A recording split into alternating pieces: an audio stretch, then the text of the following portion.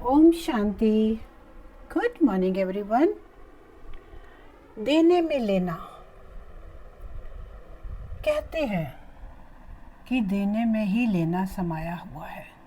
क्या आप अगर कुछ किसी को देते हैं तो उम्मीद करते हैं कि आपको कई गुना रिटर्न होकर वो मिलेगा?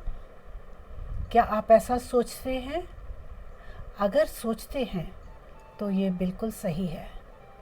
देने में ही लेना समाया हुआ है। जिसके पास जो चीज़ है, किसी के पास जो भी गुण है, चाहे वो विद्या का गुण हो, संपत्ति का गुण हो, शक्तियों का गुण हो, कोई भी तरह का गुण आपके अंदर है, अगर आप उसका दान करते हैं तो वो आपको रिटर्न में मिलता है। ये सच है।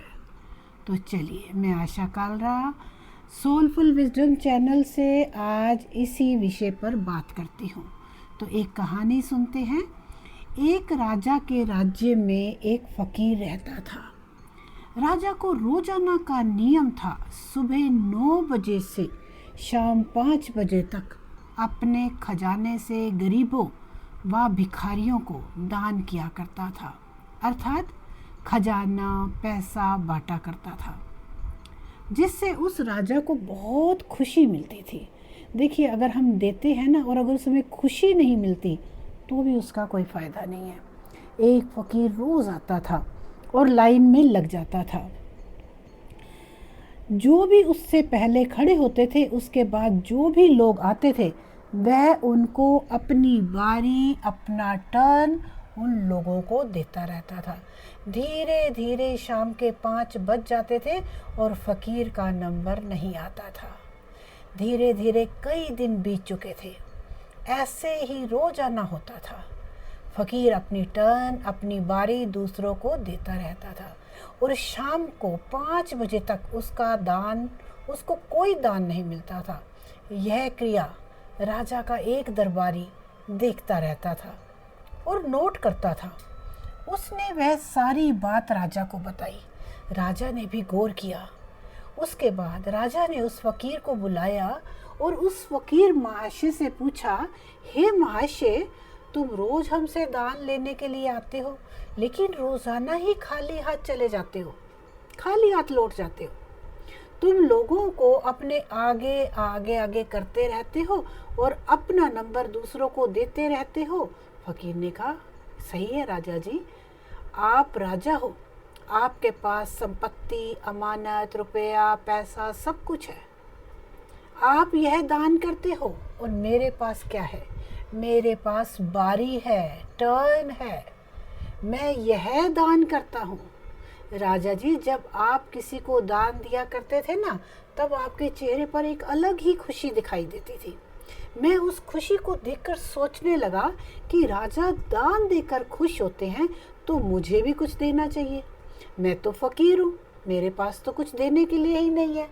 तब मैंने सोचा, मेरे पास बारी देने के लिए है, टर्न देने के लिए है, मैं किसी को भी अपना टर्न दे सकता हूँ।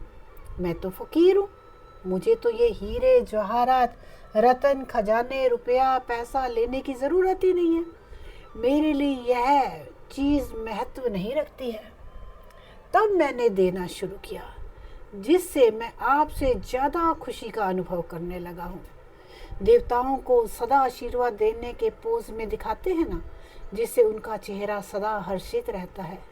लक्ष्मी को धन देने के पोज में दिखाते हैं, अर्थात जिसके पास जो होता है वह देता है। तो हमें सोचना है कि हमारे पास क्या है कि हम लोगों को दे सके, क्योंकि देना ही लेना है। अगर हम स्थूल या सूक्ष्म में कुछ भी देते हैं तो उसके बदले में हमें कई गुना मिलता है। किसी को सम्मान देंगे तब हमें कई गुना सम्मान मिलेगा। हम दिन भर लोगों को क्या देते हैं, थोड़ा सा इस पर गौर करते हैं, नज़र डालते हैं। वर्तमान में जो हम देते हैं वह है, हम रोज कलयुग के अंत के समय में जब अब हम रोज़ाना अपने अपने दान को चेक करेंगे। आज हमने क्रोध कितनों को दिया है, कितनों को पत्थर दिए हैं, कितनों को ईर्ष्या दी है, कितनों को घृणा दी है, कितनों को बुरी दृष्टि से देखा है, कितनों के अवगुणों को देखा है। देखना अर्थात हमारे संकल्प चलना, हम ये सोचते हैं, और संकल्प चलना अर्थात दूसरों को देना। ऐसे हाथ से नहीं दिया जाता, संकल्पों से दिया जाता है। लिस्ट तो बहुत लंबी है, यह तो सभी जानते हैं कि हम क्या क्या देते हैं, तो उसको लिखना ही अपनी एनर्जी को कमज़ोर करना है। क्या हमारे पास यही सब कुछ देने के लिए है? क्या इसके अलावा और कुछ भी देने के लिए है? ज़रा हटकर सोचते हैं, आज से हमें क्या देना है? सोचिए, आज से हम ये दे सकते हैं। हमारे पास पैसा है तो पैसे का दान कीजिए, समय है तो समय का दान कीजिए, हमारे पास ज्ञान है तो ज्ञान का दान कीजिए, अर्थात जो भी हमारे पास है उसका दान कीजिए, जिससे वह दान किया हुआ कई गुना हमको वापस होकर मिलता है। इसको कहा जाता है देना ही लेना। कहा जाता है, शब्दों में अगर कहें, जब हम छोटे बच्चे को बेटा कहते हैं तब वह हमें रिस्पेक्ट देता है। माना कि हमारे पास कुछ भी नहीं है, तब हम चलते फिरते जो हमारे सामने हमें दिखाई दे या जो भी हमें दिन भर में मिलता है, संबंध संपर्क में आता है, हम उन सभी के लिए कल्याण की भावना रख सकते हैं। उसके लिए कुछ शब्द हम लिख रहे हैं, इनसे हम अपने मन के द्वारा दान दे सकते हैं। इसमें खर्च कुछ नहीं है, सिर्फ संकल्प से दान देना है। सभी का कल्याण हो, सभी सुखी हो, सबका भला हो, सभी का जीवन सफल हो, सभी के जीवन में सुख, शांति, खुशी और पवित्रता आ जाए, सभी निरोगी बन जाए, सभी स्वस्थ बन जाए, सभी इस वायरस के दुख से मुक्त हो जाए, सभी के अंदर देवताओं जैसे गुण आ जाए, सभी सर्वगुण संपन्न बन जाए, सभी निर्विकारी बन जाए, सभी 16 कला संपूर्ण बन जाए, सभी संपूर्ण पवित्र बन जाए, सभी फरिश्ता बन जाए, सभी दूसरों के मददगार बन जाए, सभी सुखी हो जाए, सभी सदा खुश रहें, आदि आदि। हम कोई भी दान दे सकते हैं। यह तो कुछ ही दान हमने लिखे हैं, जो भी आपको अच्छे लगे वह दे सकते हैं। इसमें ना समय का खर्च है, ना पैसे का, ना मेहनत का, कोई भी खर्च नहीं है। सिर्फ मन से संकल्प के द्वारा दान देना है। इसके बदले में अभी इतनी कितनी खुशी मिलेगी और बाद में कितना अमाउंट जमा हो जाएगा, वह तो समय ही बताएगा। तो हमें इस कहानी से, इससे क्या शिक्षा मिलती है? इस कहानी से हमें यही शिक्षा मिलती है कि हमारे जीवन में अगर बहुत पैसा है तो कोई गरीब है, किसी के रिश्ते में बहुत अनबन है, किसी का कुछ हद तक रिश्ता ठीक है, कोई बहुत बीमार है तो कोई स्वस्थ है, कोई ठीक भी है। इन सब के पीछे राज क्या है? क्योंकि जब हम इस दुनिया में आते हैं ना, तो मुट्ठी बंद करके आते हैं, और जब इस दुनिया से जाते हैं तब हाथ फैला कर जाते हैं।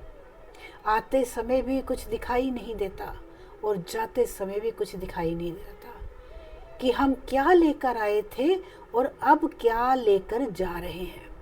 फिर यह अमीरी, गरीबी, दुख, कष्ट, बीमारी आदि हमें कैसे प्राप्त होता है?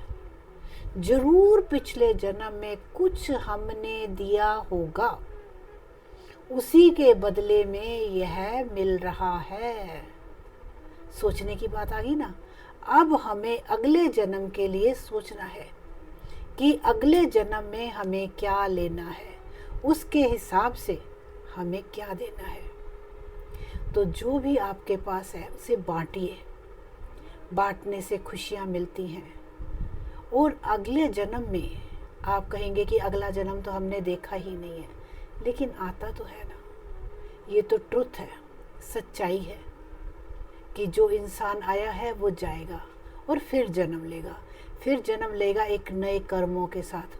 तो अभी अपने कर्म अच्छे बनाइए, अपने आप को अच्छा बनाइए, दूसरों के साथ सहयोग दीजिए, दूसरों की सेवा करिए, बड़ों की सेवा करिए, छोटों की प्यार दीजिए, छोटों को। शुक्रिया, शुक्रिया एवरीवन, शुक्रिया।